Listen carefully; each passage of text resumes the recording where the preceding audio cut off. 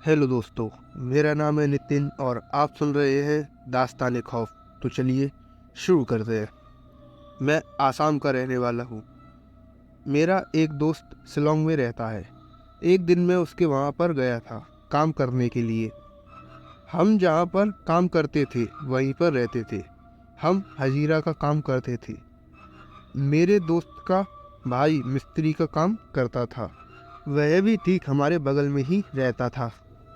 काम से आने के बाद हम दोनों टाइम स्पेंड करने के लिए इधर उधर घूमा करते थे।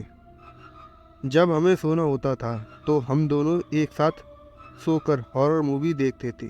सच कहूँ तो मुझे रात को बहुत डर लगता है, लेकिन मैं फिर भी हिम्मत कर कर देखता था क्योंकि मज़ा भी तो आता था। एक दिन रात को तकरीबन 2 बजे मुझे ऐसा लगा कि जैसे कोई चल रहा है। यह बात सुबह मैंने अपने दोस्त से कही। उसने कहा कि क्या भाई, तुम भी कैसा मजाक करते हो, ऐसा थोड़ी होता है।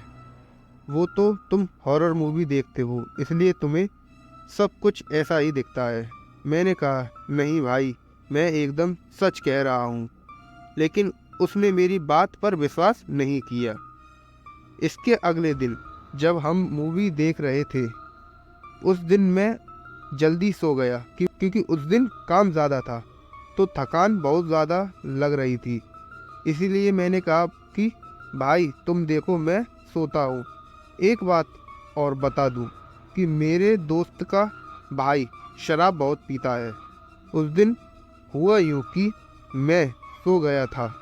उसका भाई हमारे रूम पर आकर बोला, आज मैं भी तुम लोगों के साथ सोऊंगा। हमने कहा ठीक है, सो जा।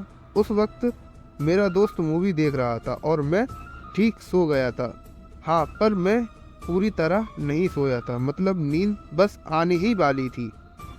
उसी वक्त अचानक मेरे दोस्त का भाई मेरा कंबल उठाकर बोला कि तुम दोनों मुझे मारने की साजिश कर रहे हो। उसकी बात सुनकर हम हंसने लगे।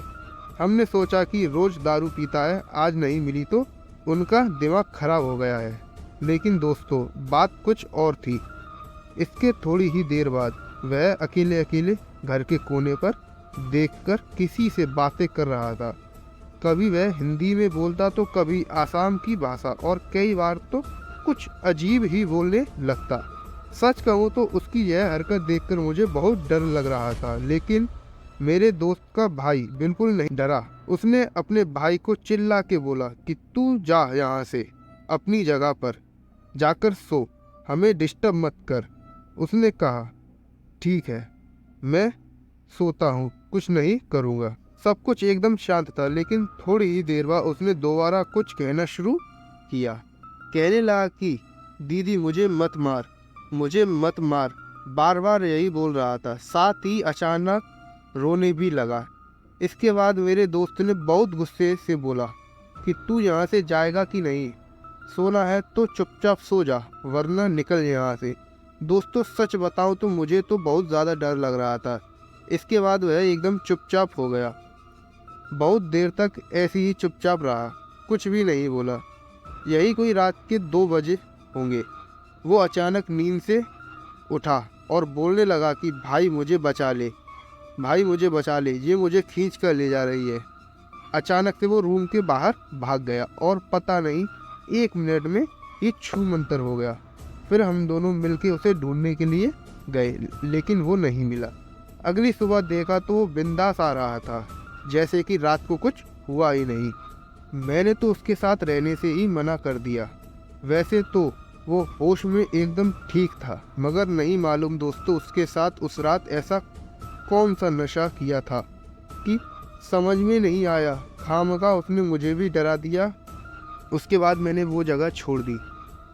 ये कहानी 2020 की है। बस इतनी ही थी मेरी ये कहानी।